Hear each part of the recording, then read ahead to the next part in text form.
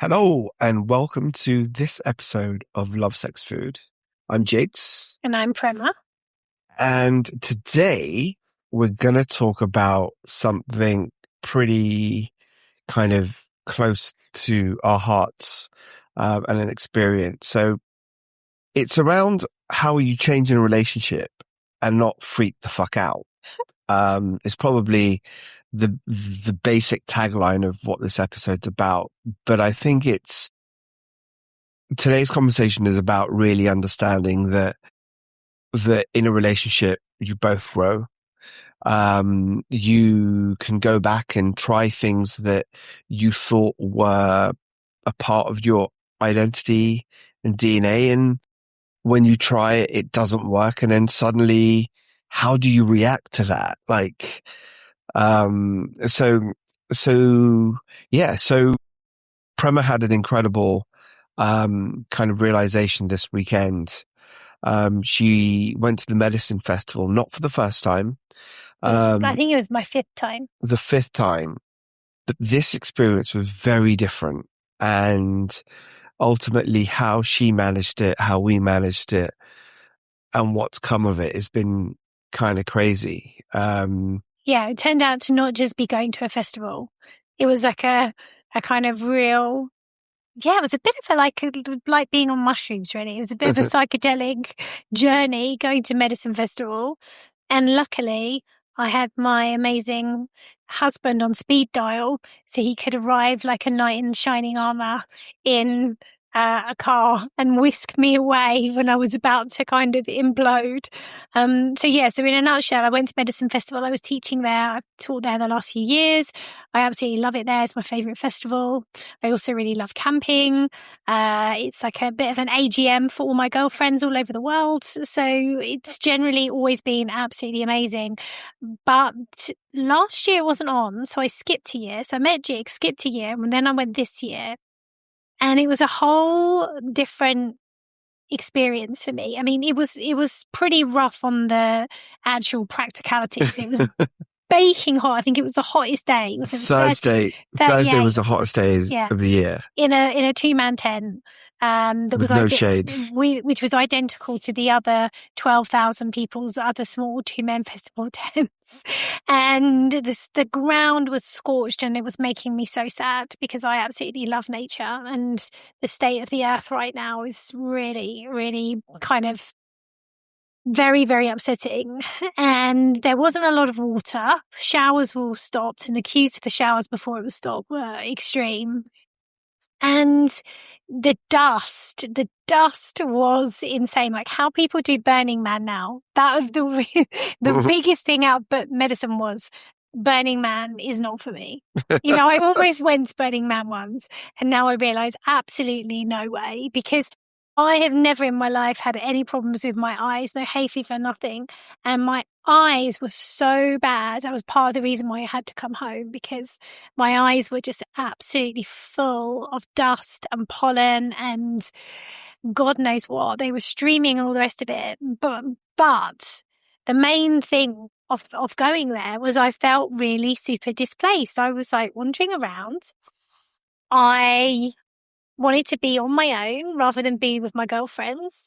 I didn't dance at all. I don't know why. Like, I love dancing. I'm always dancing. I kind of found a hammock with an amazing book and kind of curled up in there for most of the time. And I was in bed in my tent on my own by 9:30. And all of those things, I was like, this is really weird because this is not what I normally do. And I had loads of opportunities to meet people and people reaching out and everything like that, but it just didn't feel right. I felt like I was a character in a movie, but I was in the wrong movie. I was on the wrong movie set, and all the actors there, everyone who was around me, I couldn't really relate to, even though, like I say, so many people there from my past who I really love and respect. But suddenly it just felt like not me. And that was a bit it was a little bit confusing, and I felt a bit sad actually, because I was like, oh, how come I'm not really throwing myself into this and enjoying this in the way that I do normally? But I realized it's because I have massively changed in the last 18 months. And there's like one part of me that was a bit worried about that, because I thought, hold on, this has been my identity. Like, my anchor is I'm that girl that travels around the world. I'm always at cool events. I've always got my cowboy boots on. I'm always smiley. I'm always on the dance floor first. Like, all the wild workshops, all the woo-woo stuff, I'm there right at the front. And yet none of that was calling me at all. But kind of just the irony was this, is that recently, as in the past few months, you were kind of like, wait, I need to put my cowboy boots on. Yeah. And Prema's cowboy boots have traveled with her all over the world. When we first met, she thought she'd lost them in India. And I remember we'd only just started dating, and she was absolutely distraught because it's been a part of your identity for a long time. And I made so many friends with those cowboy boots, honestly. People commented on them all the time.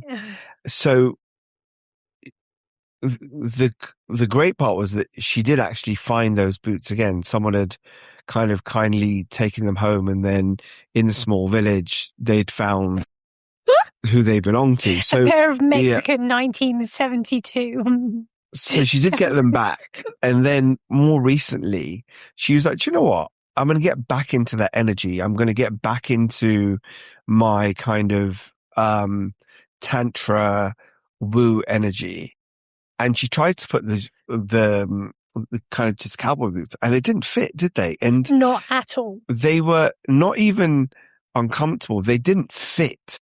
And your feet have not particularly grown or whatnot. But I think there was a real like spiritual message in there of, well, okay, so now going back to going back to the medicine festival where you'd been years prior and it just not feeling right.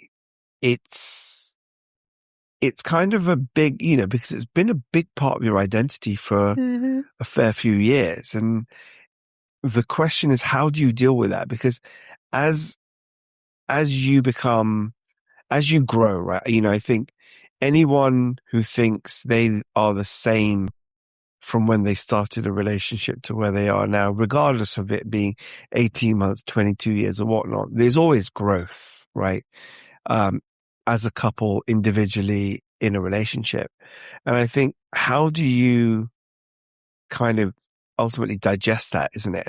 And how are you okay with it? Because change is not always a bad thing, and it's not always a good thing, but change is change. So how do you kind of come to terms with it? How do you think you've changed? Massively. I think having met you, I'm far much more at peace. I am just a lot more stiller as a human being. I'm happier. I've never loved like this, but also I think about your interests. My interests have changed. So recently, there was a boys' trip where a trip to Ibiza was organized, and I had my first clubbing experience with these same guys when we were 16, and we went to Ayia Napa, and that was 32 years ago. So there was this talk of, hey, let's go to Ibiza for a weekend, and all the guys booked their tickets, and I was like, yeah, I'll see. Let me just kind of lean into it. And there was something just that just didn't really resonate with me. And I then actually messaged the group and said, hey guys, it's not kind of where I'm at right now. And my idea of going to a massive club, being around thousands of people, being in that environment was actually not fun. Now, that's because I was also in hospitality for 30 years of my life. I've run nightclubs.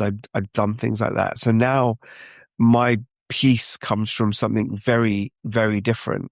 And so, so this is a huge change. I mean, if that was prior to us meeting, I probably still would have gone, might not have enjoyed it, but I probably still would have gone.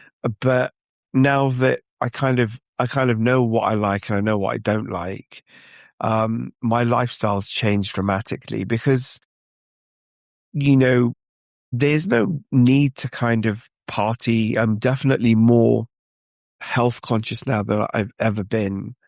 And I want to spend as much time, and it sounds, a bit, get a room type of thing, but I want to spend as much time on this planet as I can with you.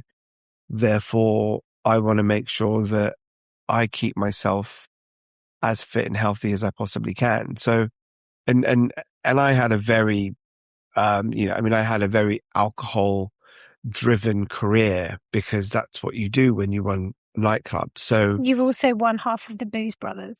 Yes. Booze Brothers, sorry. Yeah. So that kind of speaks volumes. Yeah. I mean, we even had a Facebook group, and one of my very close friends in New York, him and I were known as the Booze Brothers.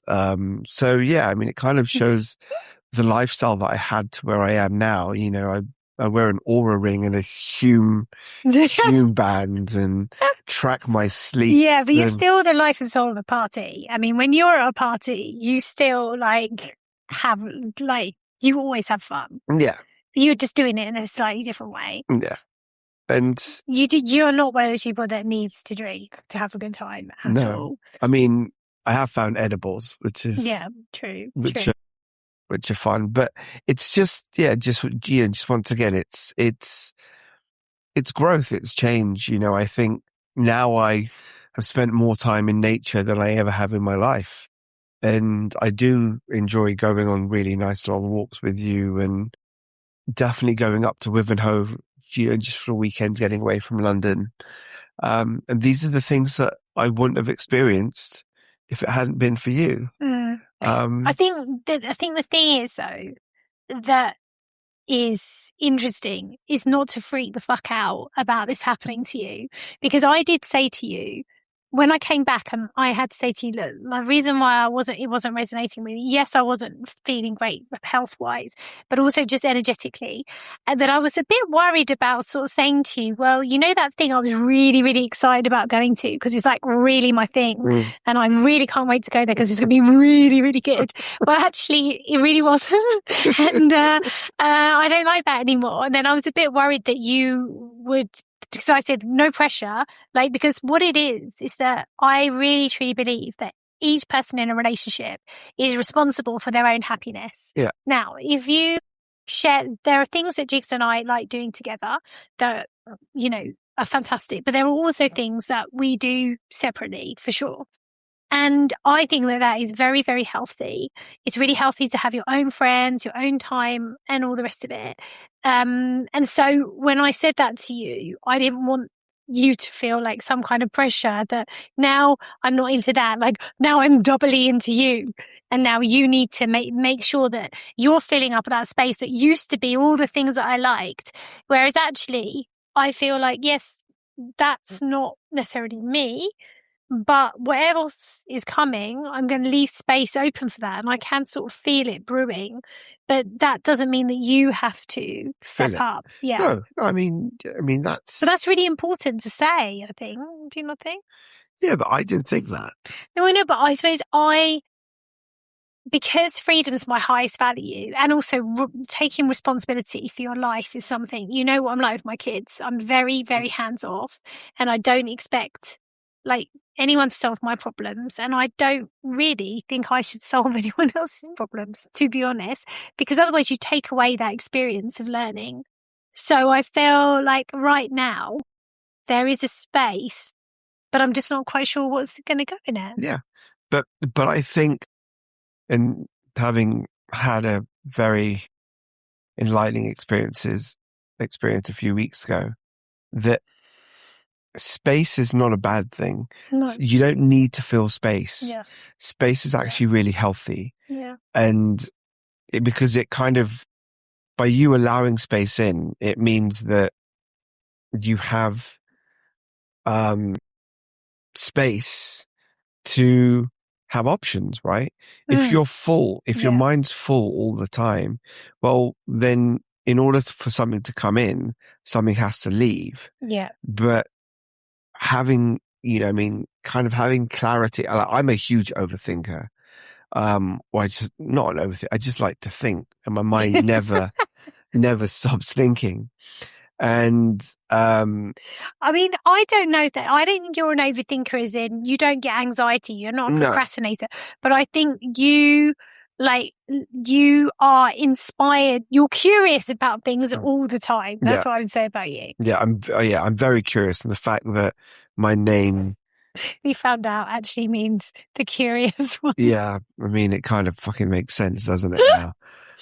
But so for me, I think, being able to switch off, which I've not really been able to do because I'm always being curious, is that it is actually really healthy. No, I agree. I mean, I think one thing that did go through my mind, and I'm going to be totally honest, is, I've burned so many things down in my life that sometimes I feel like as much as I'm creating, I'm also destroying literally at the same time.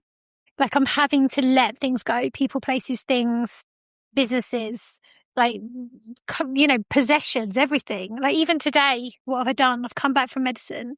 I've sat here. I've gone through loads of things. I've started chucking things out again because I like that feeling of purification. Like that's not me. That's not me.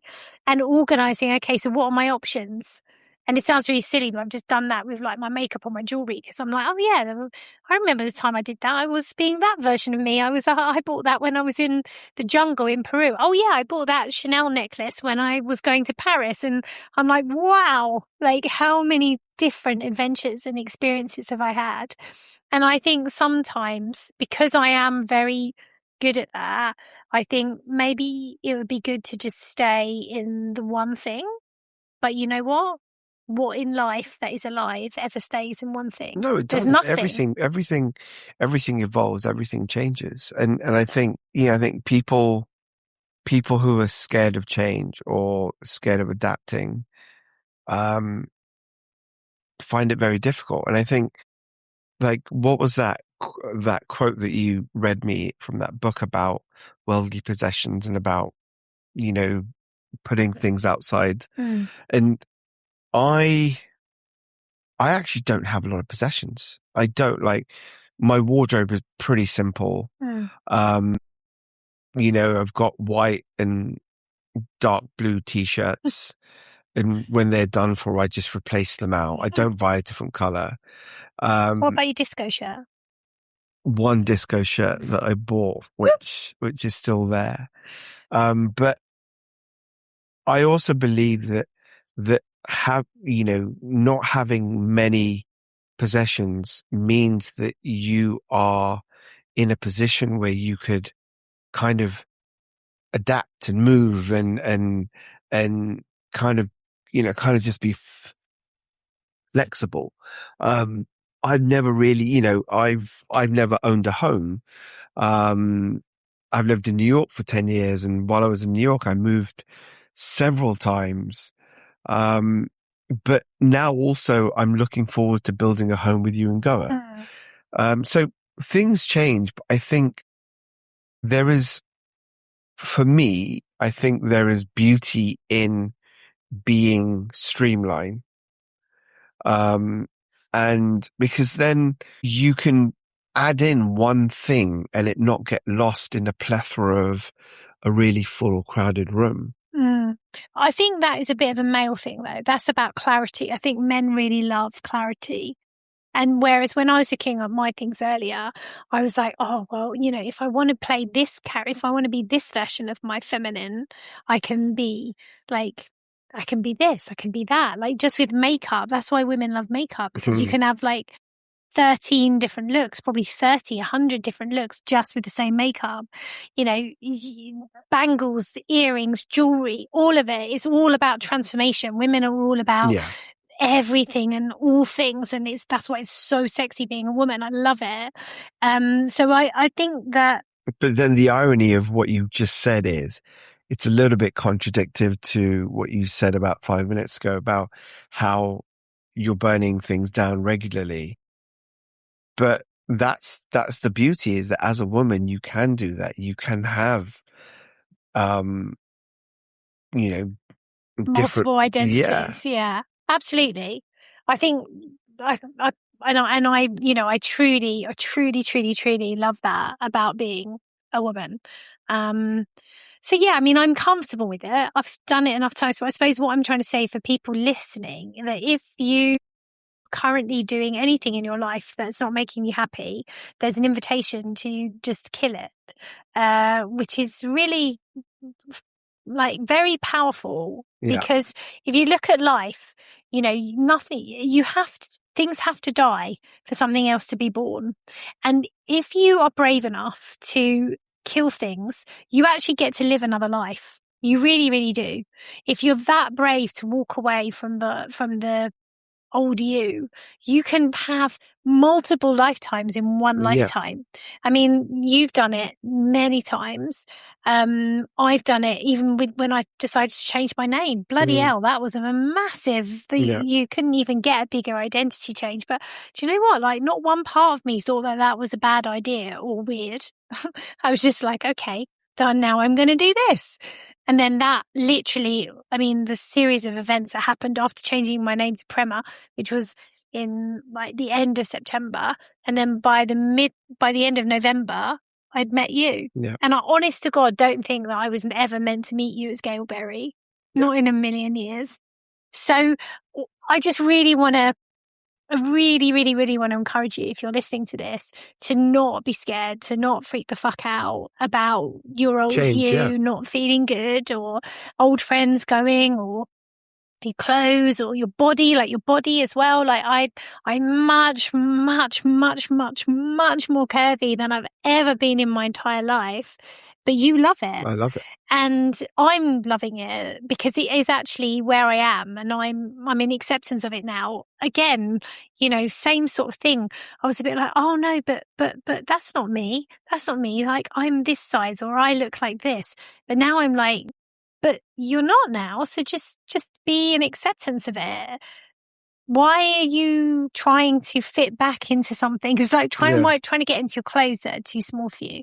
Although both of us are actually trying to do that right now in full transparency. I refuse to weigh myself. So I've just got a dress that I'm like, when I get into that, I know that I'm feeling like a hottie. So yeah, I mean, I want to just end on something that I was going to say to you anyway. But I'm going to say to it now on this podcast, because then everyone else gets to hear it as well. So when I was there at the weekend at medicine, because there were some amazing parts, and some of the things that came out of it was I got absolute clarity on some really powerful leadership for myself and for Here Mama in India and Blossom and Berry. I just got so much, like, I can't explain it. It was like a direct kind of transmission of like, do this. I read a book in a day. I recorded all this stuff of what I wanted to do. I was just so inspired. Anyway, so in this book that I was reading, it said that the best state to be in life is called safe uncertainty. Safe uncertainty. Yeah. And so if you can be in a state of safe uncertainty, then you're able to navigate life to your fullest potential. Because what it means is that you are always safe in uncertainty. Because nothing is certain, especially right now. Truly, I mean, honest to God, who knows what's going to happen in the next few months with climate change and wars and cost of living and all of this, right? All of that is uncertain. But can you feel safe in yourself with the fact that you cannot know? If you can have safe uncertainty, then you can actually function as a human being and still have capacity in your life to create, to experience, to love, to be, all the rest of it. And I don't know how many people have got safe uncertainty. What do you think? I don't think many people are I don't think many people feel safe, and I don't think people truly like uncertainty. People like certainty. But the other thing is, though, uncertainty means that you have a world of possibilities. So they could be adverse, or they could be. I mean, another word for a byproduct of being uncertain in a safe place is that you could then be curious. Yeah. Hey, and we're back again. Enter stage right. Yeah, no, but, there was lots of other states you could be, unsafe and certain. So you could make a decision, but it not be in alignment with your nervous system. So there was all these other different states you could be in, but that was the optimum one for all human beings to have safe uncertainty. So that's what I wanted to end on today is like, can you find safety in in a world that is constantly changing, both your own personal world, what's happening to you, you're aging, your body's changing, your health can be changing, in relationships, they're definitely going to be changing because you can't control them. Your kids, your parents, your family, your friends, your boss, all of that. And then, quite frankly, at the moment, it seems like, I don't know if every generation says this, but it seems like the world is really changing so fast with AI, climate change, wars, blah, blah, blah. So how can you feel safe? Yeah.